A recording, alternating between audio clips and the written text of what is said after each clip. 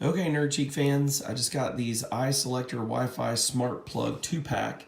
You can see here that they're made in China, and it's a group called Jinvu. And again, it's got a Google Play and an app that you can use. That's not why I got them. I got them because they work with Amazon Echo, and this is pretty awesome. So, of course, you have to set that up inside of the system. But look, it works with Google Assistant and Amazon Alexa.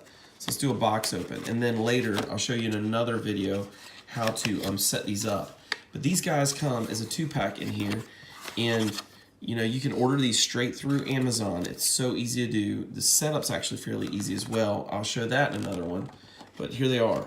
These guys are awesome, and that's really all it is. It's very small. If you see, that's this. That's the size of it. It's pretty much just bigger than a plug. You can actually use 2 of them in a plug like that if you needed to. I wouldn't, but I'm going to use these on things that have been using up extra energy in my house. Like sometimes our Keurig does not cut off and goes all day, and that little heater mechanism uses a lot of energy, as well as on my computer system at the house. Whenever I'm away and I've forgotten to turn it off, you know, it's not the best thing to do to turn it off at a distance, but I will.